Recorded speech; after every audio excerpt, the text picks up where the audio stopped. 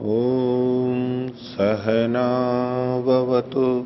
सहनौ भुनक्तु सह वीर्यं करवावहै तेजस्विनावधीतमस्तु मा विद्विषावहै। ॐ शांति शांति शांति।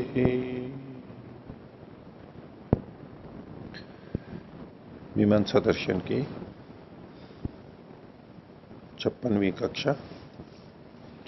मीमांसा दर्शन के प्रथम अध्याय के तृतीय पाद को हम देख रहे हैं। इसमें 11वां अधिकरण आकृत्य अधिकरण चल रहा है और इसमें 33वें सूत्र के भाष्य को हम देख रहे थे। 33वें सूत्र में सिद्धांती ने पूर्व पक्षी का खंडन करते हुए बात को स्थापित किया या कर रहा है कि शब्द आकृति का वाचक होता है, व्यक्ति का वाचक नहीं होता है। इसी संदर्भ में पूर्व पक्षी ने जो बातें रखी उसका और समाधान आगे हम भाष्य में देखेंगे। पिछले पाठ में से किन्हीं को कुछ पूछना है तो पूछ सकते हैं। पृष्ठ संख्या 270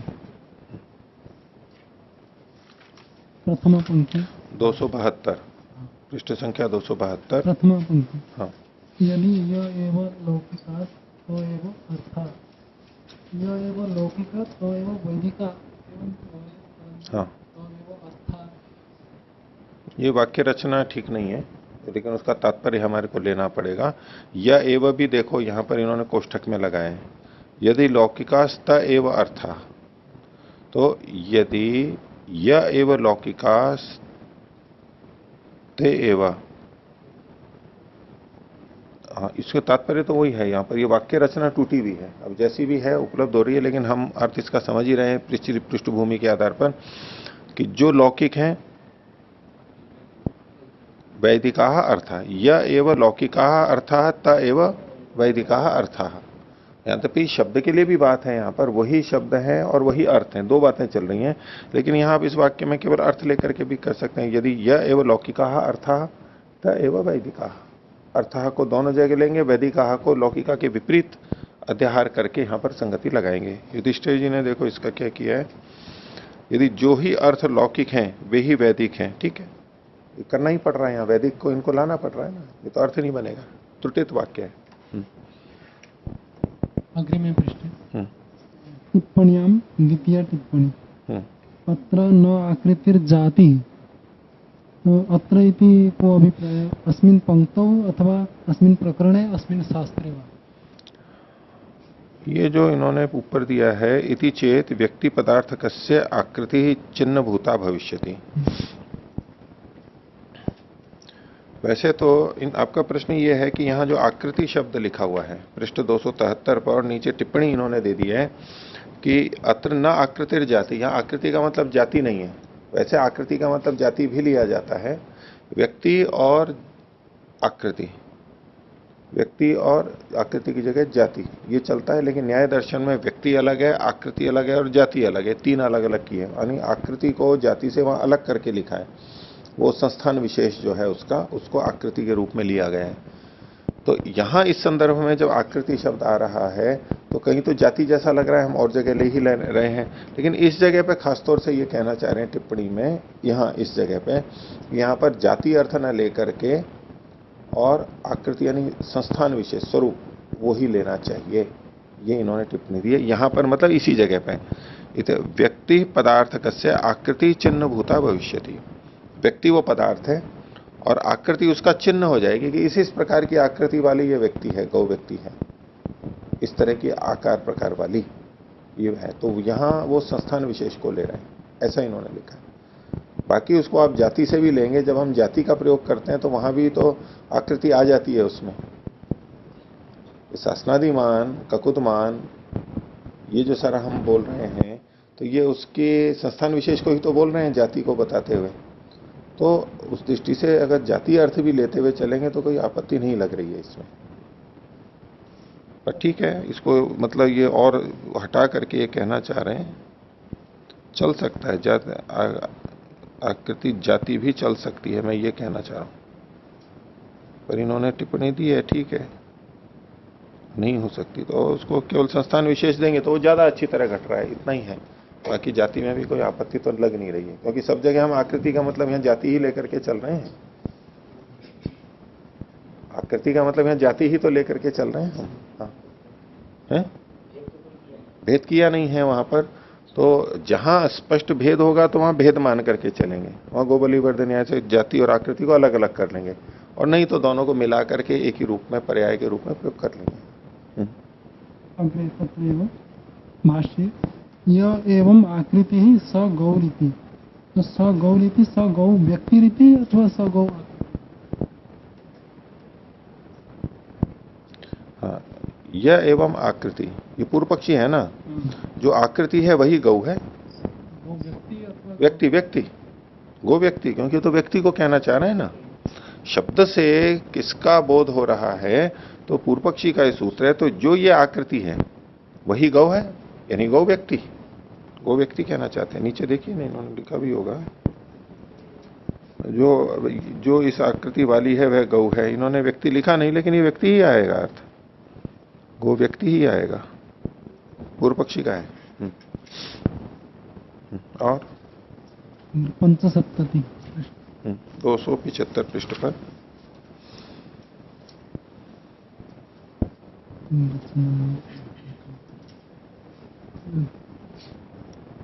द्वितीय पंक्ति भाष्ये भाष्य की दूसरी पंक्ति, वचनम आकृतौ संभवति यदि आकृति ही अर्थ सेन शब्द हो।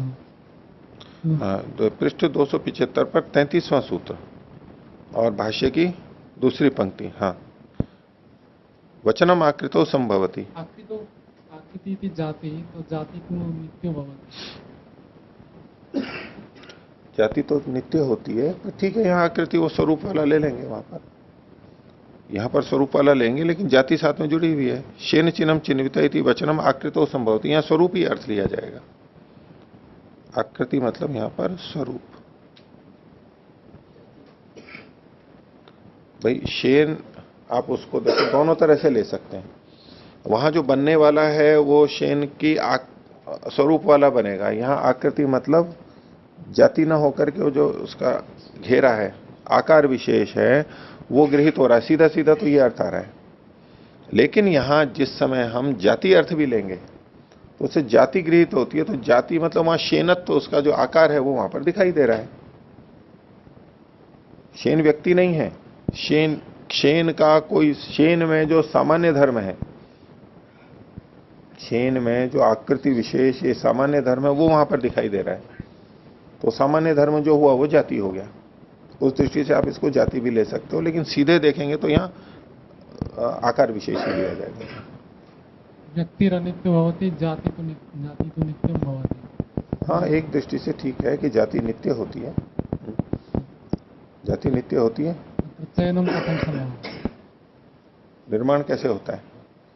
हाँ, तो वो जो आकार किया जा रहा है वो तो, उसका जो आकार है वो तो नित्य रहता ही है। व्यक्ति है वो निर्माण, व्यक्ति तो वहां पर चिति बन रही है, वो चिति बन रही है, चबूतरा बन रहा है वहां पर आपके लिए, स्थल बन रहा है, स्तंडिल बन रहा है। व्यक्ति तो वास्तव में वो है वहां, लेकिन उसको जो शेन के आकार का कहा जा रहा है, तो शेन का जो आकार है वो तो और जगह भी विद्यमान है। ये नष्ट भी हो जाएगा, ये चबूतरा नष्ट भी हो जाएगा। चबूतरा उत्पन्न हुआ है, उससे पहले भी शेन आकृति दूसरी जगह है, और चबूतरा नष्ट हो जाएगा तब भी शेन आकृति तो रहेगी। जैसे व्यक्ति के मरने पर जाति नहीं मर जाती ना, जैसे हम कहते हैं कि भाई व्यक्ति उत्पन्न हुआ, मनुष्य उत्पन्न हुआ या गाय उत्पन्न हुई, तो उसमें गोत्व है, मनुष्यत्व है, तो व्यक्ति के साथ साथ जाति भी तो आई वहां पर। और व्यक्ति चला गया तो वहां जो जाति थी वो चली गई है, नहीं चली गई ना, अन्यत्र तो अन्यत्र तो है। नित्यता आप अन्यत्र देख करके ही तो बताएंगे। ऐसे ही मैं कह रहा हूं कि जो शेन का आकार है वो अन्यत्र तो है, बस इसलिए नित्य है। आप देख रहे हो वहीं पर ही, आप वहीं पर ही देख रहे हो कि देखो यह नष्ट हो गया, तो मैं वहीं देखने के लिए आपके लिए मैंने दूसरा उदाहरण दिया, तो आपने अन्य जगह का ले लिया। यहां मैं अन्य का बोल रहा था तो वो आपको समझ में नहीं आ रहा था, अब आपने खुद ने बोल दिया अन्य का। नहीं, यजमाना चयनम करती, व्यक्ति है वो चयनम करते तो व्यक्ति जो जिस व्यक्ति का चयन करता है वो तो स्थंडिल है, चबूतरा है, उसका चयन कर रहा है वो तो। तत्रैव चयनं संभव। हाँ, जातु तो संभव है ना। उसमें ये जो शेन है, तो शेन व्यक्ति है क्या वहां पर? सिद्धांति ने यही तो कहा। आप कह रहे हो कि वहां शेन व्यक्ति है। शेन व्यक्ति है वहां पर? शेन व्यक्ति है तो शेन तो व्यक्ति नहीं है। शेन व्यक्ति तो वो पक्षी होता है, वो तो वहां नहीं बना है चुनने से। पक्षी सदृश व्यक्ति तो सदृश है, सामान्य है। सदृश मतलब सामान्य ले लिया हुआ आपने। अब ये व्यक्ति नहीं रहा है, व्यक्ति नहीं रहा है। व्यक्ति असाधारण विशेष होता है। तेन सदृशा तो बहवः भवन्ति परंतु तत्र एकस्य व्यक्तेः निर्माणं भवति न तु धातेः। जिस व्यक्ति का, देखो आप शब्द को पकड़, जिस व्यक्ति का निर्माण हो रहा है वो स्थंडिल है। आप शेनत्व जहां देख रहे हैं, शेन सदृश, ये तो सामान्य है आएगा, और सामान्य है तो जाति या आकृति लेंगे। नहीं, तत्र व्यक्तो अपि तो। लेकिन शेन व्यक्ति तो नहीं है ना वहां पर। ये शेन व्यक्ति कहाँ है? आप व्यक्ति अर्थ लोगे तो शेन शब्द का व्यक्ति अर्थ ले रहे हो तो शेन, वहां पक्षी कहां बन रहा है? ईंटों को चुनने से व्यक्ति शेन पक्षी बन रहा है क्या? वो जो व्यक्ति आप देख रहे हो वो तो स्थंडिल है। तदपि तो शेन सदृश अस्ति। शेन सदृश है तो शेन शब्द किसको बता रहा है? व्यक्ति को या सदृश्य को? सदृशता को बता रहा है ना, समानता को बता रहा है, तो जाति आकृति को बता रहा है। यही सिद्धांति का कहना है। गृहस्य निर्माणं भवति तो व्यक्ति निर्माणं भवति जातेः निर्माणं। व्यक्ति का होता है, गृह का कौन मना कर रहा है? तो ऐसे ही वहां भी चबूतरे का निर्माण होता है, कौन मना कर रहा है? न तत्रापि चबूतरे का हो रहा है निर्माण, शेन का नहीं हो रहा है, ये ध्यान रखना। और जो निर्माण हो रहा है तो वो उसकी सादृश्य से, उसके आकार का हो रहा है, आकृति का हो रहा है, जाति का हो रहा है, आकृति का हो रहा है। वहां पर आकृति शब्द ज्यादा संगत है, वहां पर जाति से फिर भ्रांति पैदा हो जाएगी। उस शेन आकृति का निर्माण हो रहा है वहां पर। शेन शब्द से वहां क्या लिया जाएगा? तो आकृति ही ली जाएगी। और कोई?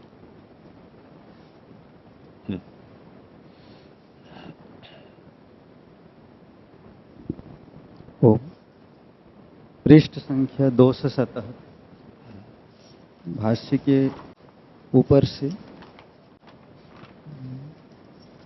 चौथी पंक्ति। तेन व्यक्त्यंतरे वृत्तिरदोषः न हि तत् सामान्यम्। तात्पर्य तेन व्यक्त्यंतरे वृत्तिरदोषः, ठीक है, न ही तत्सामान्यम। ये पूर्व पक्षी कह रहा है, नहीं सिद्धांति का। एक मिनट रुको, ये हाँ पूर्व पक्षी कह रहा है ना, न इति उच्यते, यहां से पूर्व पक्षी कह रहा है। तो सिद्धांति की बात का खंडन कर रहा है। क्या कह रहा है? तेन व्यक्त्यंतरे वृत्ति ही अदोषा। व्यक्त्यंतर में जो वृत्ति है, वृत्ति यानी शब्द का जो प्रयोग हो रहा है, व्यवहार हो रहा है, उसमें दोष नहीं है। सिद्धांति ने कहा था व्यक्त्यंतर में शब्द का प्रयोग करोगे तो ये दोष होगा। व्यक्त्यंतर में प्रयोग करोगे तो ये दोष होगा। क्यों दोष होगा? क्योंकि पूर्व पक्षी ने कहा था कि शब्द व्यक्ति को बताता है। तो सिद्धांति ये कह रहा है कि यदि वो शब्द एक व्यक्ति को कह रहा है, एक व्यक्ति को कह रहा है, तो वही शब्द दूसरे व्यक्ति को नहीं कह सकता है, क्योंकि शब्द व्यक्ति को कह रहा था और व्यक्ति विशेष होता है। अब दूसरा जो व्यक्ति है उसको वो शब्द नहीं कहना चाहिए, उस शब्द के द्वारा दूसरे व्यक्ति को नहीं कहा जाना चाहिए, दोष बताया था। तो उसका समाधान ये कर रहा है, जो ऊपर समाधान दिया उसके अनुसार, कि तेना व्यक्त्यंतरे वृत्तिर अदोषः। व्यक्त्यंतर में वृत्ति यानी शब्द का प्रयोग हो, इसमें कोई दोष नहीं है। सिद्धांति ने कहा था दोष है, ये कह रहा है कि दोष नहीं है। पीछे जो वर्णन बता के यहां उसको कह रहा है, उपसंहार कर रहा है कि इसमें दोष नहीं है। क्यों? नहीं तत्सामान्यम, वो सामान्य नहीं है। सिद्धांति ने कहा था कि आप इससे सामान्य को कथन कर रहे हो। एक शब्द इस व्यक्ति को कह रहा है, एक शब्द इस व्यक्ति को कह रहा है, वही शब्द। तो ये शब्द वहां भी क्यों प्रयोग हो गया, वहां भी क्यों प्रयोग हो गया? व्यक्ति के आधार पर हुआ या सामान्य के आधार पर हुआ?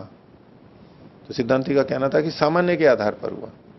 एक पशु भाग गया तो उसकी जगह दूसरे पशु को लेके आए, उसी रंग के, उसी आयु वाले, व्यक्त्यंतर हुआ। उसमें क्यों उसी शब्द का प्रयोग हो गया? व्यक्ति तो भिन्न भिन्न है। भाई आपका नाम वेद प्रकाश है, आपकी जगह पे कोई दूसरा आ जाए, आप नहीं हो तो दूसरे को वेद प्रकाश नाम से ला सकते हैं क्या? नहीं ला सकते ना, क्योंकि वेद प्रकाश शब्द व्यक्ति को कह रहा है, जाति को नहीं कह रहा है।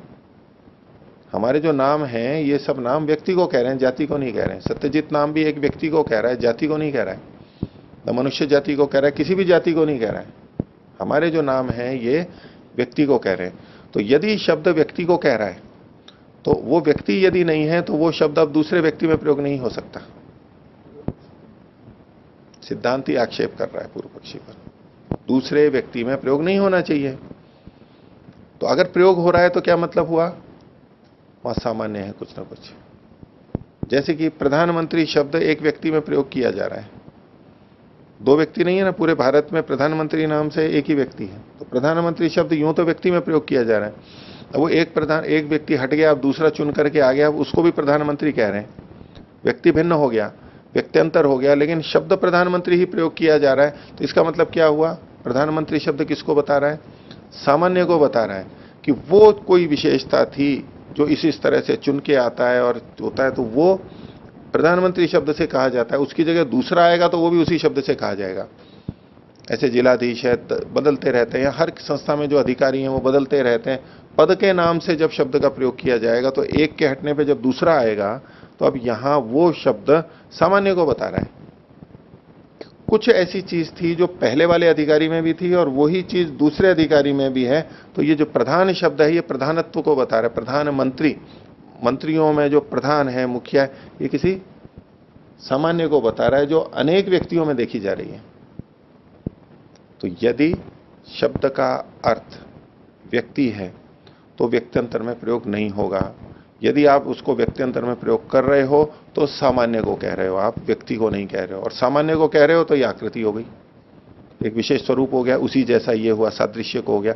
ये सिद्धांति ने कहा था। इसका खंडन करते हुए उसने कहा कि सामान्य को नहीं कहता है, सामान्य और विशेष जिसमें रहते हैं उसको शब्द कहता है। ये सब करके खंडन करके फिर कहा तेन व्यक्त्यंतरे वृत्तिरदोष। पूर्व पक्षी कह रहा है कि मैंने जो शब्द को व्यक्ति के लिए कहा था, ये शब्द व्यक्ति को कह रहा है, ये जो वृत्ति हो रही है इसमें कोई दोष नहीं है। सिद्धांति बताएगा आगे दोष, लेकिन पूर्व पक्षी कह रहा है दोष नहीं है। नहीं तत्सामान्यम, क्योंकि वो शब्द जिसको कह रहा है वो सामान्य है ही नहीं। सिद्धांति ने कहा था ये तो सामान्य को कह रहा है, पूर्व पक्षी कह रहा है नहीं वो सामान्य है ही नहीं, वो तो व्यक्ति है, इसलिए व्यक्त्यंतर में प्रयोग हो रहा है, कोई दोष नहीं है। ऐसा बात हुई। और अच्छा जी, जैसे गो शब्द है वो व्यक्ति में भी कह सकते हैं, और जाति और आकृति और गोत्व है। तो व्यक्ति तो ठीक है, मान लिया हम, तो जाति आकृति और गोत्व में डिस्कशन कैसे करते हैं? देखो गोत्व क्या है, गोत्व तो जाति हो गई, आपने जाति विशेष को ले लिया। जाति शब्द से सब जाति आ गई, गोत्व, अश्वत्व, मनुष्यत्व, बहुत सारी जाति, सब तरह की जातियां आ गई इसमें। जातियां भी तो बहुत सारी होती हैं, द्रव्यों की जातियां होती हैं, गुणों की जातियां होती हैं, कर्म की जाति होती हैं। आप जाति तो कहीं भी ले आओ, चेतन ले लिया, सत्तावान ले लिया, जड़ ले लिया, और जलचर ले लिया, थलचर ले लिया, आप कैसे भी वर्गीकरण कर लो जाति आ जाएगी उसमें। अनेकों का जिसमें समावेश हो रहा वो जाति आ जाएगी। तो जाति और गोत्व तो एक ही बात हो गई। और आकृति को भी जाति मान करके भी प्रयोग किया जाएगा, और नहीं तो आकृति मतलब उसका स्वरूप जो दिखाई दे रहा है, आकार, जो लंबाई चौड़ाई फैलाव ये जो दिखाई दे रहा है ना, वो आकृति, संस्थान विशेष उसका। इसको जाति का जो दो अन्य है उसको वो पर्यायवाची मान सकते हैं? नहीं, गोत्व और जाति ये पर्यायवाची नहीं कह सकते। गोत्व एक जाति है, लेकिन जाति मतलब गोत्व ऐसा नहीं कह सकते, क्योंकि जाति में तो बहुत सारी जातियां हैं, अश्वत्व भी है। गोत्व एक जाति है, अश्वत्व एक जाति है, लेकिन इनको पर्यायवाची नहीं कह सकते। गोत्व अश्वत्व को तो हटा दो। अब रहा जाति और आकृति। आकृति को यहां जाति के पर्यायवाची के रूप में प्रयोग किया जा रहा है, लेकिन फिर भी आकृति थोड़ा विशिष्ट अर्थ भी रखती है। जाति से भिन्न आकृति, वो आकृति मतलब संस्थान विशेष होता है उसका, जो आकार प्रकार है।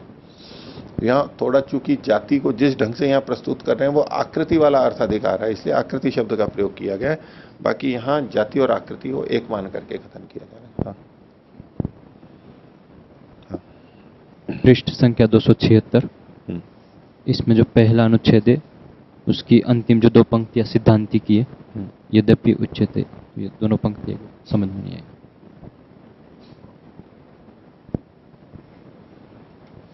यद्यपि उच्चेत, हाँ जी, ये जो बात है, हाँ जी, इसको आप सिद्धांति की कैसे मान रहे हो? जो समाधान करके दिए व्याख्यान, हिंदी व्याख्यान। इन्होंने नीचे समाधान लिखा है, वैसे कर सकते हो, क्योंकि ऊपर जो पूछा ना इन्होंने, ननु उभयत्र क्रियाया असंभव एवं विपतिष्यते, ये पूर्व पक्षी का हो गया। तथा न व्यक्ति पद यद्यपि उच्चेता, और जो आपके द्वारा ये कहा जाता है व्रीहीन प्रोक्षति यदि व्यक्ति लक्षणार्थ आकृति रीति शक्यम,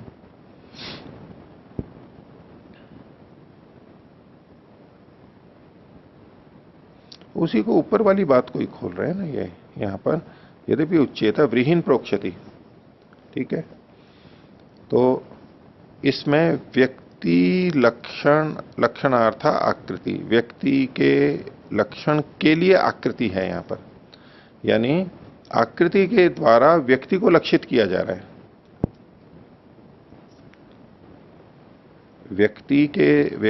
आकृति के द्वारा, देखो व्यक्ति लक्षणार्थ ये विशेषण है आकृति का। आकृति कैसी है? व्यक्ति लक्षणार्थ है। व्यक्ति लक्षणार्थ का मतलब है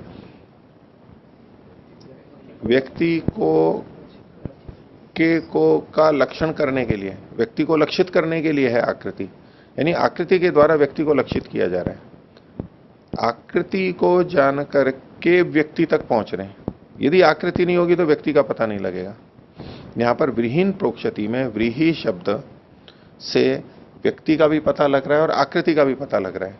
दोनों बातें तो आ रही है ना, दोनों जात हो रहे हैं, लेकिन यहां पर है कौन, कहा किसको जा रहा है? विशेषण कौन है?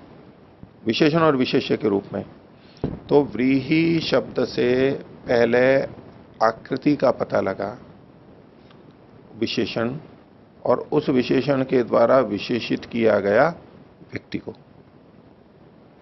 पहुंचेंगे तो व्यक्ति पर, क्योंकि व्रीहीन प्रोक्षति में प्रोक्षण क्रिया व्रीहि व्यक्ति में हो रही है, तो अर्थ तो व्यक्ति में जा रहा है, लेकिन आकृति क्या कर रही है यहां पर? आकृति का भी तो पता लग रहा है, तो आकृति व्यक्ति को विशेषित कर रही है।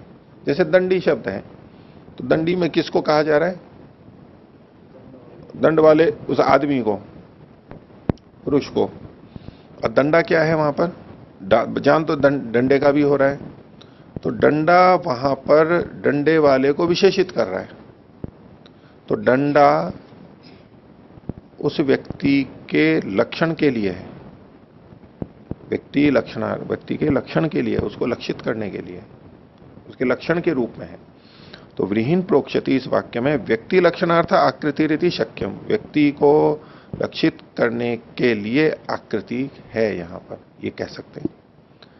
अभिधेय व्रीहि का व्यक्ति ही होगा इस अर्थ में। और अन्यत्र जहां शेन चितम चिन्विता, अब यहां शेन चितम में शेन शब्द से क्या लिया जा रहा है? व्यक्ति या आकृति? आकृति लिया जा रहा है। व्रीहीन प्रोक्षति में व्रीहि शब्द से क्या लिया जा रहा है? व्यक्ति। अब यहां पर अलग दूसरा उदाहरण है, ये विपरीत, शेन चितम चिन्विता, शेन शब्द से आकृति को लिया जा रहा है। तो मूल अंतिम अर्थ तो आकृति है, लेकिन शेन शब्द से व्यक्ति भी आ रहा है यहां पर। तो व्यक्ति क्या कर रहा है? तो कहा आकृति लक्षणार्था व्यक्ति रीति। ये जो व्यक्ति कैसी है? आकृति को लक्षित करने वाली है। व्यक्ति के द्वारा आकृति को लक्षित किया जा रहा है। कैसी आकृति होनी चाहिए? शेन जैसी आकृति होनी चाहिए, शेन व्यक्ति जैसी आकृति होनी चाहिए, ऐसे। तो विशेषण विशेष्य में अंतर आ गया है। हाँ। तो ये पूर्व पक्षी का कथन बनेगा। मेरे को कोई आपत्ति नहीं लग रही है इसमें। समाधान तो कुछ दिया नहीं गया है इसको। समाधान यद्यपि उच्चेता, ये कोई समाधान की भाषा नहीं है। और जो आपने ये कहा था, जो ये आपने कहा था, तो उसको यानी वही व्यक्ति पीछे वाला बोल रहा है, कुछ कह दिया फिर कहा और ये जो आपने कहा था, यानी उसी को बोल करके कह रहा है। ठीक है, आप समाधान के रूप में भी ले लें तो कोई आपत्ति नहीं है यहां पर। एक तो इसमें जो आक्षेप और समाधान लिखे हुए हैं ना नीचे, उसमें भ्रांति नहीं हो जाए। कुछ जगह ऐसी आती हैं, आज भी मैं बताऊंगा आपको, और एक कल भी जो थी, इन्होंने वरुण जी ने भी जो बताया था, 277 इन्होंने पूछा था। 277 के ऊपर देखिए, ऊपर से ये जो हिंदी वाला लिखा हुआ है ना रेखा के नीचे, दूसरी पंक्ति में आक्षेप है, अंत में आक्षेप नहीं जो अर्थ। ये जो आक्षेप करने वाला है, ये तो आक्षेप करने वाला पूर्व पक्षी है। और नीचे देखिए दूसरे अनुच्छेद में आक्षेप, यदि व्यक्त्यंतरों में भी, ये जो आक्षेप करने वाला है ये सिद्धांती है। आक्षेप का मतलब पूर्व पक्षी और समाधान करता मतलब सिद्धांती, ये नहीं है सब जगह पे। उल्टा हो जाता है कई बार, पूर्व पक्षी ने अपनी बात को रखा और सिद्धांती ने उस पर आक्षेप किया, तो वो सिद्धांति की तरफ से भी हो जाएगा आक्षेप शब्द में। यहां समझने के लिए तो पूर्व पक्षी उत्तर पक्षी ज्यादा संगत लगता है, उसमें भ्रांति नहीं होती है। नहीं तो आक्षेप और समाधान के अंदर उलझ जाता है कि सिद्धांत क्या है। महाभाष्य में कितना होता है यही नहीं पता लगता कि सिद्धांत पक्ष क्या है, कि किसने प्रश्न रखा, और वो जब तक कि बताए नहीं या तो समझ में आ रहा हो विषय, तब तो पता लग जाता है कि क्या, नहीं तो उलझ ही जाता है। और कितने प्रश्न और उत्तर प्रश्न उत्तर होते होते होते व्यक्ति उलझ ही जाता है, ये नहीं पता लगता है कि ये पूर्व पक्षी का है या सिद्धांति का है। अच्छे अच्छों को उसमें दिक्कत हो जाती है, खूब जानते हैं वो भी उलझ जाते हैं कि यहाँ पूर्व पक्षी है या उत्तर पक्षी, ऐसा होता है। ऐसा ही कुछ यहाँ है। और आज भी एक जगह आएगा, तो मेरी दृष्टि से नीचे तो ठीक नहीं लिखा हुआ है, 278 पर पढ़ाते समय नीचे मेरे से पूछना और मैं बताऊंगा, वो गलत ढंग से हो गया है, मेरी ऐसी समझ है, नहीं तो संगति नहीं लगेगी। यहां ये जो 277 पृष्ठ पर दूसरी पंक्ति में आक्षेप करने वाला है वो अलग व्यक्ति है, और दूसरे अनुच्छेद में जो आक्षेप शब्द से कहा गया है वो अलग व्यक्ति है, क्योंकि एक बात नहीं है वो। और मैं इसीलिए जब भी बोलता हूं बताते समय पूर्व पक्षी और उत्तर पक्षी में बोलता ही हूं, सारे में जहां भी बोलता हूं वहां लिख लिया करो, पूर्व पक्षी के लिए पू लिख लिया करो, उत्तर पक्षी के लिए ऊ लिख लिया करो, कि यहां से उत्तर पक्षी शुरू हो रहा है। ये मैं अंत तक बोलता रहूंगा, पूरे उसमें बोलता रहूंगा, क्योंकि मैंने पढ़ाई इसी रंग से है। और इसके बिना मेरे को समझ में भी नहीं आता है कि है कौन बोल रहा है। बस पढ़ते जाओ, अर्थ करते जाओ, समझ में आ नहीं रहा है कि ये कौन बोल रहा है, और सिद्धांत पता नहीं लग रहा है।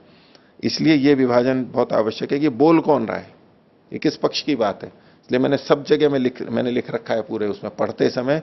और वो ऐसे ही नहीं कर लिया, वो वैसे तो बहुत सारा तो पता लग जाता है, लेकिन बहुत सी जगह संदिग्ध होता है, ये नीचे कुछ और लिख रखा है, यहाँ कुछ है, तो उसको देख देख करके, समझ के, पूछ करके वो निर्धारित करके लिखा हुआ है, तो लगभग ठीक है। कहीं कहीं कोई गलत होगा तो सामने आएगा तो उसको ठीक कर लूंगा, लेकिन तो वो ठीक है, पूरा देखा हुआ है। पढ़ते समय भी लिख लिया था, फिर दूसरी बार पढ़ाते समय भी लिख लिया था, और अभी भी चल ही रहा है। तो पूर्व पक्षी उत्तर पक्षी में बोलता ही हूं अवश्य ही। उसको जिनको स्वयं समझ में आता है तो उनको लिखने की जरूरत नहीं है, लेकिन अच्छा है कि सभी लिख लें उसमें, नहीं तो बाद में भ्रांति होगी। ये जो अभी इसको पूर्व पक्षी कह रहे, तो ये पूर्व पक्षी कथन कैसे बनेगा एक बार? कौन सा? यद्यपि उच्चेता। हाँ जी, हाँ, इसके आगे कि ये जो कहा गया था, अब देखो ये जो दो वाक्य थे, व्रीहिन प्रोक्षति और शनिचितम चिन्विता, वैसे तो व्रीहिन प्रोक्षति पूर्व पक्षी ने लिया था और शनिचितम चिन्विता सिद्धांति ने लिया था। आप यूं देखने लगो तो इस पूरे वाक्य को यदि आप सिद्धांति का मानते हो तो भी नहीं बनेगा, और पूर्व पक्षी का मानते हो तो भी नहीं बनेगा। एक एक तो बन नहीं सकता है। इसलिए किसी के भी मुख से बुलवा लो, कोई बात नहीं है, पर यह पूर्व पक्षी के मुख से अधिक अच्छा लगता है, क्योंकि सिद्धांति तो यह कहता है कि आकृति को बताता है। ये जो विशेषण विशेष्य करके दोनों को मिला लेना है, ये पूर्व पक्षी कर रहा है। यहां पर माना जा सकता है एक अंश में, पर सिद्धांति तो देखो व्रीहिन प्रोक्षति में भी व्रीहि आकृति को ही कह रहा है, नहीं, हाँ आकृति को ही कह रहा है वास्तव में। व्रीहि शब्द यानी सिद्धांति का तो यह मत है व्रीहि शब्द भी आकृति को ही कह रहा है, लेकिन आकृति में संभव नहीं होने से लक्षणा से हम व्यक्ति में जाते हैं। शब्द कह आकृति को ही रहा है, और शेन चितम में तो आकृति को कह ही रहा है, उसमें तो व्यक्ति पे जा ही नहीं रहे वैसे भी, इसलिए वो ऐसा नहीं कहेगा।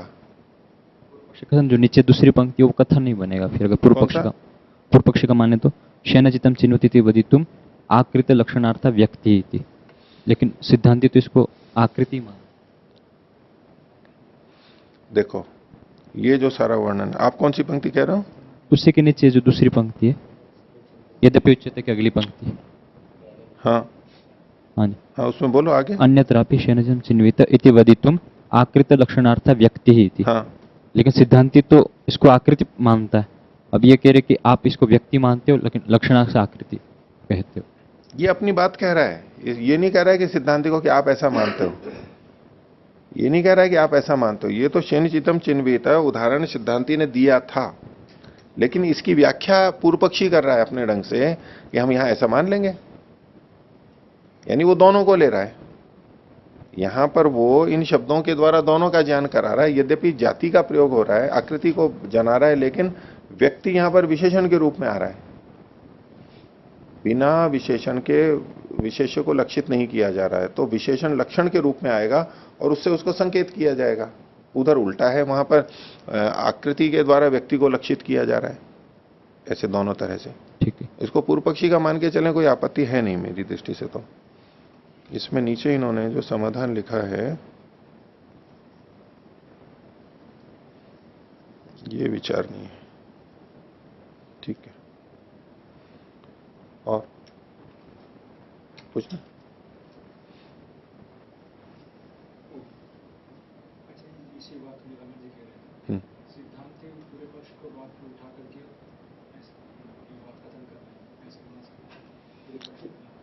नहीं, क्यों कह रहा है वो?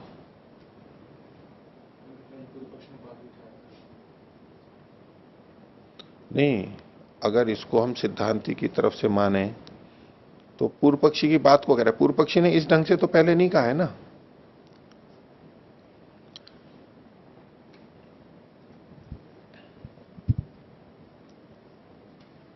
देखो यहां ये जो भाषा है ना, यद्यपि उच्चेत व्रीहिन प्रोक्षति थी व्यक्ति लक्षणार्थ आकृति रीति शक्यम, ऐसा हो सकता है, ऐसा हो सकता है। और नीचे भी आकृति लक्षणा व्यक्ति रीति शक्यम, ऐसा हो सकता है। ये कौन कह, ये पूर्व पक्षी की तरफ से समझ लो कि ऐसा ऐसा भी तो हो सकता है। आगे भी देखना, वो पूर्व पक्षी कई विकल्प देगा कि अच्छा अब ऐसा मान लो, चलो ऐसा मान लेते हैं। सिद्धांति तो एक ही पक्ष को लेकर के चल रहा है, जो कि निचली पंक्ति में अगले अनुच्छेद में ही देखो, किम पुनरत्र ज्याया, यहां क्या प्रबल है? तो आकृति शब्दार्थ है, एक ही चीज कह रहा है, आकृति शब्दार्थ। इतना ही ये सिद्धांत पक्ष यही है। इसलिए वो जो ऊपर वाला है इसको सिद्धांत की तरफ से ना मान करके पूर्व पक्षी की तरफ से माने। इसमें भ्रांति का कारण क्या है कि किम पुनरत्र ज्याय, ये प्रश्न तो पूर्व पक्षी का कहा गया है, क्योंकि आकृति शब्दार्थ है इति ये सिद्धांति का मान करके किया है। तो चूंकि किम पुनरत्र ज्याय पूर्व पक्षी का, तो इससे पहले सिद्धांति आना चाहिए, ये मान करके वहां पर सिद्धांति का कह दिया गया है। जबकि कोई बात नहीं है, पूर्व पक्षी ने ये सब बातें कही कि देखो ऐसा ऐसा यहां ऐसा हो सकता है, हो सकता है। तो अब इनमें बताओ दोनों में से है कौन सा ठीक, कौन सा पक्ष प्रबल है? तो इस रूप में संगति लग सकती है, कोई आपत्ति नहीं है। ठीक। एक बात, दूसरी प्रश्न, सैद्धांतिक रूप में तो शब्द का अर्थ व्यक्ति और जाति दोनों होना चाहिए, लेकिन यहाँ पर सिद्धांति भी उसी आकृति को सिद्ध करना चाह रहे हैं, तो इसमें भी दोष आ जाएगा। अच्छा, सैद्धांतिक रूप से शब्द का अर्थ दोनों होने चाहिए, ये कैसे सैद्धांतिक रूप से? क्यों सैद्धांतिक रूप से, ऐसा कैसे? क्योंकि न्याय दर्शन में भी और महाभाष्यकार में भी शब्द का अर्थ व्यक्ति जाति दोनों मानते हैं। ठीक है, यहां जो विशेष विवेचना की गई इसमें, ये तो इसको आकृति ही मानते हैं, इसीलिए सारी विवेचना की जा रही है। वो सिद्धांत पक्ष है ऐसा नहीं, इनकी दृष्टि से वो पूर्व पक्ष है, सिद्धांत पक्ष नहीं है। सामान्य रूप से ठीक है, दोनों अर्थ आते हैं। यहां चूंकि शब्दार्थ संबंध और ये सारा वाक्यार्थ बोध की ही चर्चा है, इसलिए ये इसके लिए विशेष ग्रंथ माना जाता है इसको। हालांकि जब वर्णन चलता है तो वो ये मानते हैं, ये वो मानते हैं, लेकिन मेरा झुकाव इस तरफ है कि मीमांसा वाला पक्ष इसमें प्रबल है। मीमांसा वाला पक्ष की शब्द आकृति को कहता है, व्यक्ति पे लक्षणा से जाते हैं हम, कहता है वो उसको असंभव होने से कहता है। हाँ, इसमें मीमांसा का कहना है कि ये आकृति पक्षी शब्द का मतलब आकृति मान, आकृति को शब्द आकृति को कहता है। उसमें इनके जितने तर्क हैं बहुत सारे आ ही रहे हैं कि यदि एक शब्द एक व्यक्ति को कहता है तो एक ही व्यक्ति को कहना चाहिए, फिर वो बहुतों को क्यों कह देता है? गाय शब्द इसके लिए भी प्रयोग हो रहा है, इसके लिए भी हो रहा है, इसके लिए भी हो रहा है, क्यों? प्रवृत्ति निमित्त बताइए, आप उसका कारण बताइए। अब गायों के हम नाम भी लग देते हैं, किसी का लीला, किसी का जमुना, किसी का यमुना। अब वो गंगा यमुना जमुना वो सब गायों के लिए लग जाता है क्या? ये व्यक्ति को कह रहा है, क्योंकि वो दूसरी जगह नहीं घटता है। जाति को, जाति क्या होती क्या है? अनेकों में एक होती है। जब एक शब्द अनेकों में प्रयोग किया जा रहा है तो इसका क्या मतलब हुआ कि ये शब्द जिस चीज को कह रहा है वो इसमें भी है, इसमें भी है और इसमें भी है। मनुष्य एक शब्द हो गया, अब मनुष्य हम सबके लिए प्रयोग किया जा सकता है, ये भी मनुष्य, वो भी मनुष्य, वो भी मनुष्य। तो जब एक शब्द अनेकों में प्रयोग किया जा रहा हो तो इसका मतलब है कि कोई ऐसी चीज है जो इसमें भी है, उसमें भी है और इसमें भी है। समानता देखी जाएगी और वो समानता क्या होगी? वो मनुष्यत्व की होगी। अब यही तो सामान्य हो गया, यही तो जाति हो गई, यही तो आकृति हो गई। भाई मनुष्य की आकृति है इसलिए मनुष्य कहते हैं, मनुष्य की जाति है इसलिए इसको मनुष्य कहते हैं। तो चूंकि इन शब्दों का प्रयोग, जिन शब्दों का प्रयोग अनेकों में देखा जा रहा है और समान प्रवृत्ति निमित्त से देखा जा रहा है, समान प्रवृत्ति निमित्त से देखा जा रहा है, तो वो शब्द जातिवाची आकृतिवाची होगा। अब एक नाम है, मान लो आपका नाम लोकेश है, अब लोकेश और भी कई हो गए, कोई ये कहने लगे, वितर्क करने लगे यहां पर और व्यभिचार दिखाने लगे, देखो ये लोकेश शब्द तो कईयों का है, तो कईयों का है, कईयों में प्रयोग किया जा रहा है, तो ये भी जातिवाची हो जाएगा? नहीं भाई, वहां प्रवृत्ति निमित्त क्या है? क्यों आपको लोकेश कहा गया? क्या वही प्रवृत्ति निमित्त दूसरे में है जो उसको लोकेश कहा गया है? नहीं। मनुष्य के लिए कह सकते हैं कि मनुष्य इतने लोगों को कहा जा रहा है, इतने को गो का गाय कहा जा रहा है, वहां प्रवृत्ति निमित्त हमारे को दिखाई देगा सामान्य कि यहां इसलिए किया जा रहा है।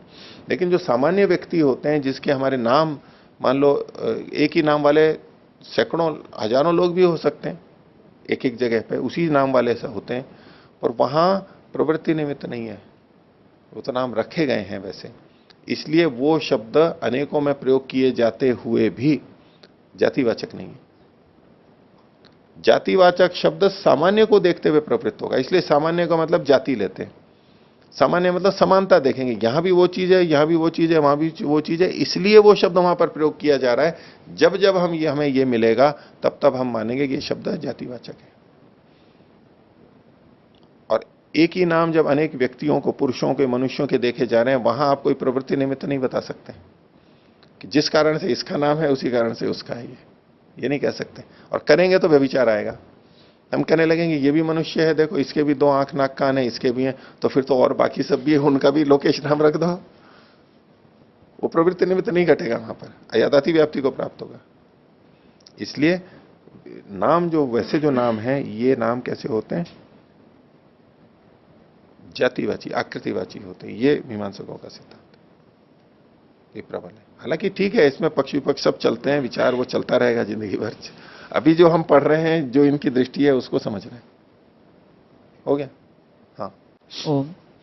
आचार्य जी, अगर मीमांसा में सभी शब्दों को जातिवाचक माना गया है तो इसका मतलब ये निकल के आएगा कि सारे ही शब्द यौगिक हैं, क्योंकि जातिवाचक होने के लिए प्रवृत्ति निमित्त आवश्यक। हाँ, यौगिक मानेंगे, यौगिक मानेंगे, फिर योग रूढ़ी बन जाते हैं। ठीक है, यौगिक पक्ष, और यौगिक पक्ष बहुत प्रबल पक्ष है वैदिक पूरे इसका साहित्य का।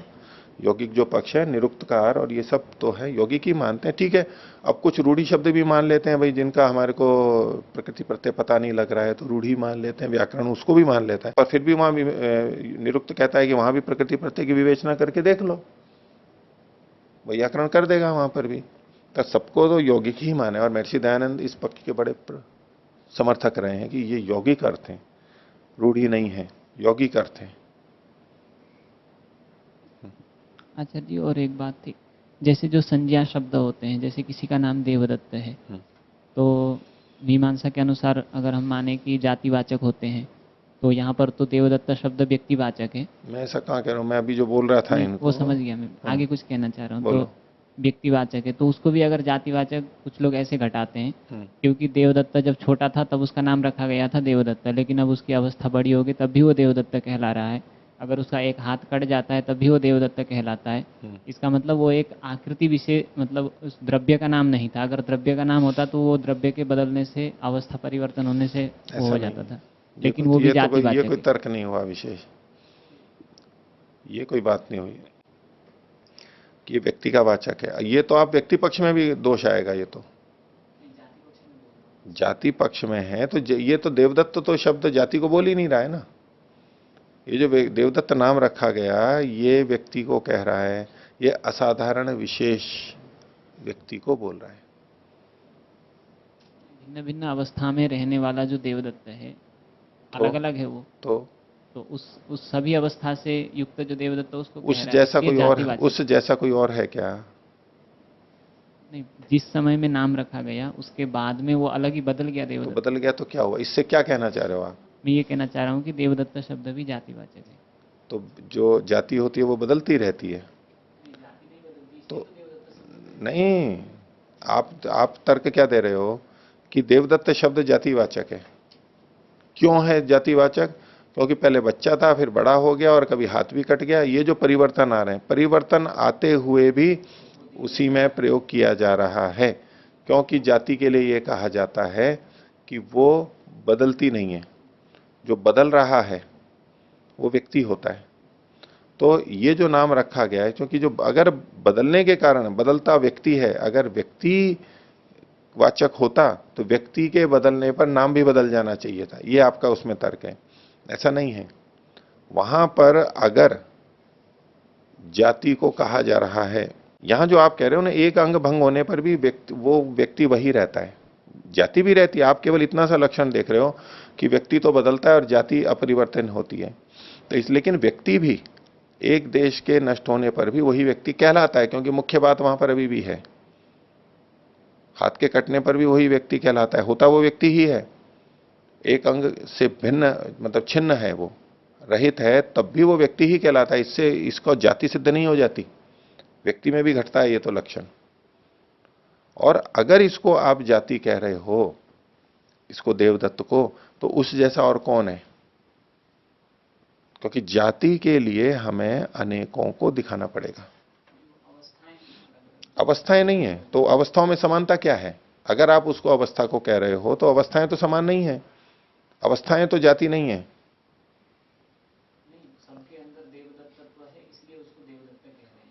देवदत्त तत्व कुछ नहीं होता है, वो सबके अंदर एक है, वो सब अलग अलग नहीं है।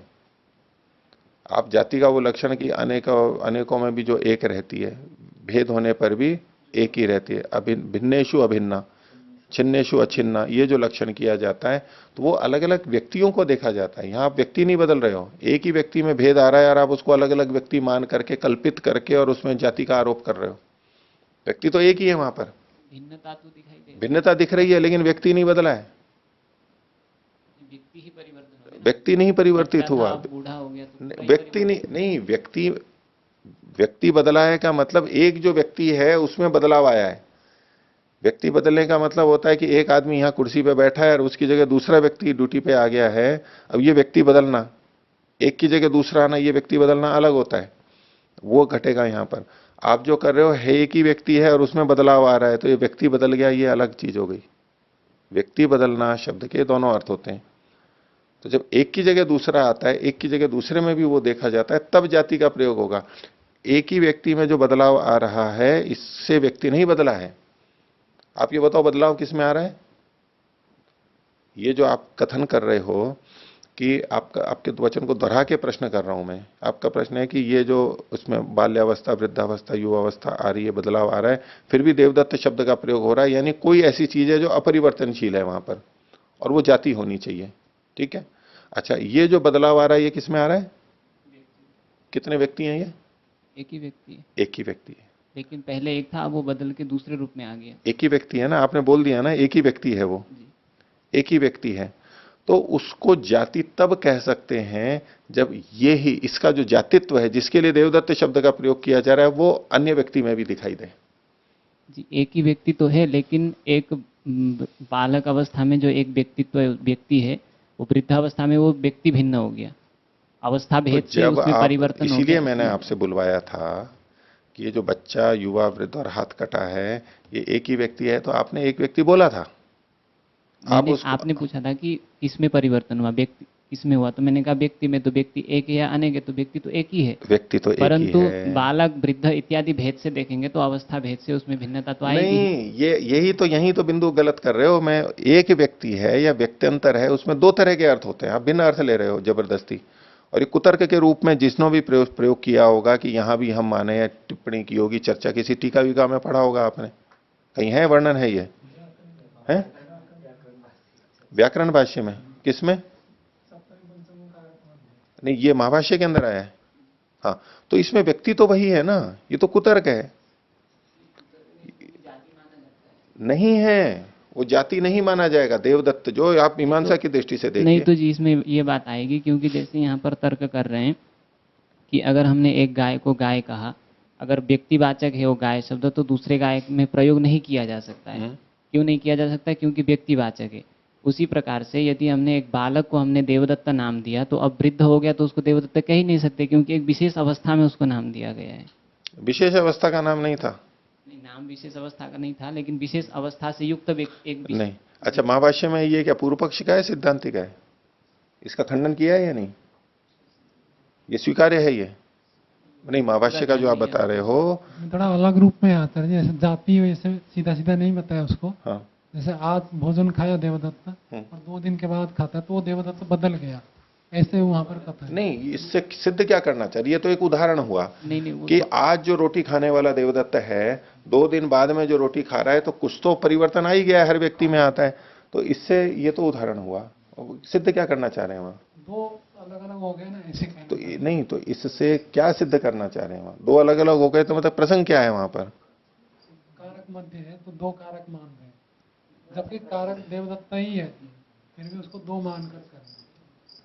आचार्य जी, इसमें स्वामी जी जो बता रहे हैं वो अलग बात है और ये अलग बात है, क्योंकि अच्छा चलो, या तो महाभाष्य का वो प्रसंग देखते हैं, उसको बात करते हैं।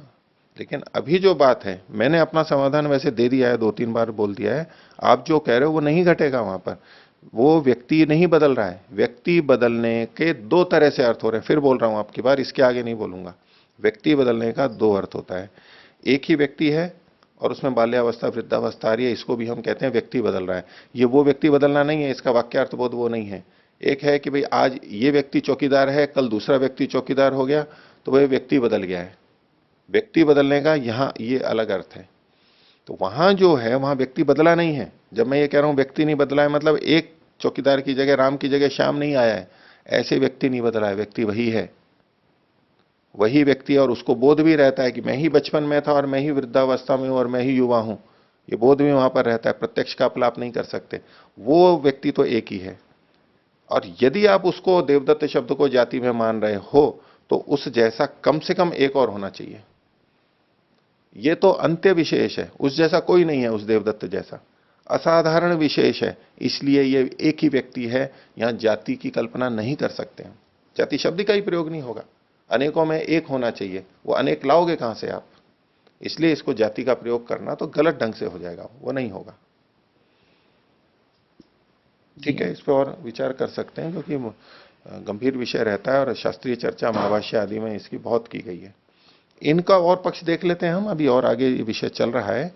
पर ये तो शब्द का मतलब आकृति जाति ही मानते हैं, यही पुष्टि है इनकी। ठीक है, तो आगे चलें फिर। तो आगे का पाठ देखते हैं, पृष्ठ संख्या 277, मीमांसा दर्शन के प्रथम अध्याय का 3य पाद और 33वें सूत्र का भाष्य चल रहा है। हमने इसमें पूर्व पक्षी की भी कुछ बातें देखी थी, इसको थोड़ा फिर पीछे से देख लेते हैं, क्योंकि आगे जो उत्तर दिया जा रहा है सिद्धांति का वो उसी बात के ऊपर है। तो ये जो दूसरा अनुच्छेद है, यहीं से देखिए। यदि व्यक्त्यंतरेषु अपि भवति, यदि शब्द का प्रयोग अन्य व्यक्ति में भी होता है, जैसा पूर्व पक्षी ने पीछे कहा था कि व्यक्त्यंतर में वृत्ति में दोष नहीं है, यदि ऐसा होता है तो सिद्धांति कह रहा है सर्व सामान्य विशेष वियुक्तायाम अश्व व्यक्तो गौ शब्द किम इति न वर्तते। तो सब सामान्य विशेष से वियुक्त जो अश्व शब्द है, अश्व जो व्यक्ति है, उसमें भी गौ शब्द का प्रयोग होना चाहिए। क्योंकि गौ शब्द कहां प्रयोग होगा? पूर्व पक्षी ये कह रहा था कि व्यक्त्यंतर में प्रयोग होगा। व्यक्त्यंतर में प्रयोग होगा तो कैसे, किस आधार पर कह रहा था? कि सर्व सामान्य विशेष से वियुक्त है, इसलिए व्यक्त्यंतर में भी हो जाएगा। तो बोले वो तो फिर अश्व भी सर्व सामान्य विशेष से वियुक्त है, वहां भी हो जाना चाहिए, लेकिन वहां नहीं होता। तो इस पर पूर्व पक्षी ने कहा था येषु एव प्रयोगो दृष्टा तेषु वर्तिष्यते न सर्वत्र। अब ये प्रयोग पे आ गया, नई चीज ले आया भी, नहीं उसका प्रयोग ही नहीं देखा जाता है अश्व में गो शब्द का, तो इसलिए नहीं होंगे। जैसा प्रयोग होता है उसके आधार पर करेंगे। तो प्रयोग पे आ गया, न च अश्व व्यक्तो गो शब्द प्रयोग, गो शब्द से प्रयोगो दृष्टा तस्मात् तत्र न वर्तिष्यते। इसलिए गो शब्द अश्व में नहीं जाएगा। यहां तक हमने देखा था। अब इसका उत्तर सिद्धांति दे रहा है, यदि यत्र प्रयोगो दृष्टस्तत्र वृत्ति। पूर्व पक्षी ने जो हेतु दिया था उसी को पकड़ा है इसने। आप कह रहे हो कि जहां प्रयोग होता है वहीं पर ही वृत्ति होगी, वहीं पर यह शब्द देखा जाता है, उसकी वृत्ति देखी जाती है। अगर आप ऐसा मानते हो तो इसका क्या मतलब हुआ यत्र प्रयोगो दृष्टा है, जहां पहले प्रयोग देखा गया है वहीं पर ही होगा, और जिसमें पहले प्रयोग नहीं देखा गया है उसमें नहीं होगा। यही तो मतलब हुआ, जहां प्रयोग पहले देखा गया है वहां होगा, और जहां प्रयोग पहले नहीं देखा गया है वहां नहीं होगा। तो देखो उसके लिए क्या उत्तर दे रहा है, कैसे। अब छठे साठ्यम होता ही है। तो बोले अद्य जातायाम गवि प्रथम प्रयोगो न प्राप्नोति तत्र अधिष्ठत्वात्। अब जो सबसे अभी अभी उत्पन्न हुई है गाय, बच्चिया उत्पन्न हुई है, बोले उसमें गाय शब्द का प्रयोग कैसे करोगे? क्या उसमें पहले गाय शब्द का प्रयोग देखा है आपने? पहले गाय शब्द का प्रयोग देखा है क्या? वो भी तो उत्पन्न हुई है, तो कैसे प्रयोग करोगे? तो जहां प्रयोग देखा जाता है वहीं प्रयोग होता है, ये जो हेतु दिया जा रहा है वो नवजात शिशु में नहीं लगेगा। और दूसरी जगह भी कर लो कि हमारे सामने कोई गाय आई, हमने तो उस गाय को पहले गाय शब्द से कभी नहीं सुना, हम दूसरी गायों को गाय बोलते रहे हैं, लेकिन एक नई गाय हमारे सामने आई और अब उसको देख करके हम गाय शब्द कैसे प्रयोग कर रहे हैं? क्या हमने उस गाय में गाय शब्द का प्रयोग किसी के द्वारा होता हुआ देखा है, दृष्टि है? फिर हम कैसे कर देते हैं? कैसे कर देते हैं? जाति के कारण करते हैं। तो व्यक्ति के कारण जो दृष्ट प्रयोग जहां देखा जाता है वहां बोले इसके तो व्यभिचार होंगे। तो जो सद्यजात उत्पन्न है उसमें तो ये प्रयोग नहीं प्राप्त होगा। क्यों? तत्र अदृष्टत्वात्, आपका हेतु था जहां दृष्ट है वहीं पर होगा, यहां तो अदृष्ट है। और सामान्य प्रत्ययश्च न प्राप्नोति, और कोई सामान्य प्रत्यय करने लगे कि ये भी गौ है, ये भी गौ है, इयमपि गौरिति, इयमपि गौरिति। इयमपि गौ का मतलब है वो बच्चा, और इयमपि गौ दूसरा है, उसका मतलब है उसकी मां। ये दो अलग अलग, ये भी गाय है, ये भी गाय है, ऐसा सामान्य प्रत्यय तो आपके पक्ष में प्राप्त नहीं होता है। क्योंकि समानता देख करके आप करने लगोगे वो तो फिर आकृति आ जाएगी, आप व्यक्ति को तो फिर नहीं ले रहे हो।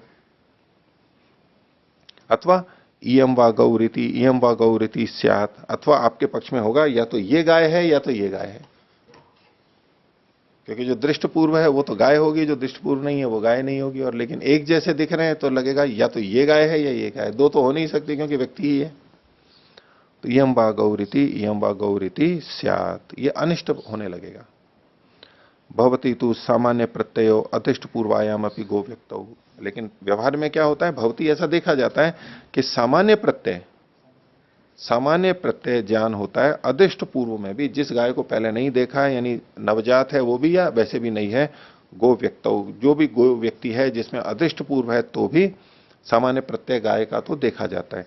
तस्मात् न प्रयोगापेक्षो गो शब्दो व्यक्ति वचन इति शक्यते आश्रयितुम। इसलिए न प्रयोगापेक्ष, गो शब्दो व्यक्ति वचन है, ये विपरीत अल्पविराम में लिखा हुआ है कि गो शब्द व्यक्ति का व्यक्तिवाचक है। ये कौन कह रहा था? पूर्व पक्षी। ये प्रयोगापेक्ष आश्रयित नहीं किया जा सकता, क्योंकि पूर्व पक्षी ने क्या कहा था? गो शब्द व्यक्तिवाचक है, प्रयोगापेक्ष है, प्रयोग ऐसा देखा जाता है। इसलिए बोले प्रयोगापेक्ष, इसका आधार प्रयोगापेक्ष नहीं हो सकता, प्रयोग को इसका आधार नहीं बनाया जा सकता, प्रयोग में तो व्यभिचार आ रहे हैं। अब ऐसे में पूर्व पक्षी एक नई बात कह रहा है, एवं तरही शक्ते स्वभाव एषः। तो हम ये कह लेंगे ये शक्ति का स्वभाव, एक शक्ति विशेष है जिससे ये शब्द इसी के लिए प्रयोग किया जाता है। शक्ति है उसकी। कैसे? यत कस्यांचित व्यक्तो वर्तते कस्यांचित न। इस शब्द की अपनी शक्ति है कि वो किसी व्यक्ति में तो प्रयोग किया जाता है और किसी व्यक्ति में प्रयोग नहीं किया जाता। एक नई बात ले आया। कैसे? तो उसके लिए उदाहरण दिया, यथा अग्निरुष्णः उदकम शीतम एवं एतद् भविष्यति। जैसे अग्नि गर्म होती है और उसमें उष्णता जो है वो स्वाभाविक है, इसलिए अग्नि को उष्ण कहते हैं। अग्नि में उष्णता का प्रयोग हो जाता है और जल में शीतलता का प्रयोग हो जाता है। ऐसे ही प्राणी विशेष में गो शब्द का प्रयोग हो जाएगा। शब्द की शक्ति ही ऐसी है कि वो उसी को बताएगी। अग्नि की शक्ति ही ऐसी है कि वो उष्ण करेगी, उसका स्वभाव है। ऐसे ही ये शब्द की शक्ति है कि वो गाय में ही जाएगी। इस तरह से एक विचित्र उत्तर दे दिया। तो इस पे सिद्धांति कह रहा है नैवम सिद्ध्यति, ये तो सिद्ध नहीं हो पाएगा। क्यों? नहीं एतद् गम्यते, ये पता नहीं लगता है कि कस्यांचित व्यक्तो वर्तते कस्यांचित न इति। ये जो शक्ति है वहां तो अग्नि में उष्णता है या जल में शीतलता है, ये तो हमें पता लगती है शक्ति वहां पर, लेकिन शब्दों में तो ये शक्ति पता नहीं लगती कि गो शब्द है और इसमें कौन सी वो शक्ति है जिससे कि वो गाय को ही प्रयोग कर रहे, गाय में ही लग रही है। और अश्व में कौन सी ऐसी शक्ति है शब्द में जो कि वो अश्व पे ही घट रहा है, वो तो वहां कोई शक्ति तो दिखाई देती नहीं है। तो न ही एतद् गम्यते कस्यांचित व्यक्तौ वर्तते, किसी व्यक्ति में है कौन? शक्ति, और कस्यांचित न, और किसमें ये शक्ति नहीं है ये पता नहीं लगता है। तो पूर्व पक्षी कहता है सत्यम एतत्, ये बात तो ठीक है आपकी, तो ऐसे में गोत्वम लक्षणम भविष्यति थी, ये जो गोत्व है ये लक्षण के रूप में आ जाएगा और व्यक्ति को लक्षित कर देगा। गो शब्द बोला और उससे गोत्व का ज्ञान होगा और उससे फिर व्यक्ति का पता लग जाएगा। जाति, गोत्व जाति लक्षण के रूप में आ जाएगी। यत्र गोत्वम तस्याम व्यक्तौ रीति, जिसमें गोत्व होता है वहां उस व्यक्ति में गो शब्द का प्रयोग हो जाएगा। गोत्वाकृति को लेके आ गया ना पूर्व पक्षी में। सिद्धांति कह रहा है एवं तरही विशिष्टा व्यक्ति प्रतीयेता, बोले अगर ऐसा मानोगे तो विशिष्ट व्यक्ति की प्रतीति होगी। विशिष्ट का मतलब है विशेषण से युक्त। विशेषण क्या है? आकृति। आकृति से विशिष्ट व्यक्ति का बोध होगा। आप जिस ढंग से कह रहे हो तो वहां पर व्यक्ति का बोध नहीं हो रहा है पूरा पूरा, विशेषण से युक्त व्यक्ति का बोध हो रहा है। ऐसा ही किया ना पूर्व पक्षी ने। तो एवं तरही विशिष्टा व्यक्ति प्रतीयत है। आगे कह रहे हैं यदि च विशिष्टा, और अगर आप मानते हो कि ये विशिष्ट होकर के, आकृति से विशिष्ट होकर के व्यक्ति का प्रयोग हो रहा है, तो पूर्वतरम विशेषणम अवगम्यता, तो शब्द से पहले किसका ज्ञान होगा? विशेषण का, आकृति का ज्ञान होगा, फिर व्यक्ति का ज्ञान होगा। न ही अप्रतीते विशेषणे विशिष्टम केचन प्रत्येतुम अर्हन्ति। विशेषण की प्रतीति नहीं हो तो कुछ भी विशिष्ट ज्ञात नहीं हो सकता। एक बड़ा सिद्धांत बता रहे हैं कि शब्द से जब हम व्यक्ति पर जाते हैं तो पहले यदि आकृति का ज्ञान होता है और आकृति विशेषित कर रही है, तो शब्द से जब हम व्यक्ति पे जाते हैं तो पहले आकृति का यानी विशेषण का ज्ञान होता है। किसी भी व्यक्ति को हम देखते हैं तो पहले विशेषण का ज्ञान होता है या पहले विशेष्य का ज्ञान होता है? चाहे तो हम शब्द से जाने चाहे वैसे जाने, प्रत्यक्ष आदि प्रमाणों से देखें, विशेषण और विशेष्य, गुण और गुणी दो चीजें हो गई। हमें पहले किसका ज्ञान होता है? गुण का होता है या पहले गुणी का होता है? और विशेषण का होता है या विशेष्य का होता है? विशेषण का। ये कहते हैं विशेष्य का, विशेषण का ही। शब्द को बोलने पर पहले किसका ज्ञान होता है? पहले विशेषण का ज्ञान होता है, फिर विशेष्य का ज्ञान होता है। पहले एक सामान्य मनुष्य लगेगा कि हाँ कोई व्यक्ति है, फिर आएगा कि ये वो व्यक्ति है, ये ऐसा व्यक्ति है। यानी व्यक्ति बाद में आता है। तो इस दृष्टि से सिद्धांति, आगे और चर्चा चलेगी, पूर्व पक्षी भी बोलेगा, सिद्धांति भी बोलेगा। उसका तात्पर्य क्या है कि आप शब्द से यदि आप आकृति विशेषण लेकर के विशेषित कर रहे हैं व्यक्ति को, तो भी शब्द से ज्ञान किसका हो रहा है? पहले आकृति का ही हो रहा है। तो शब्द आकृति को ही बता।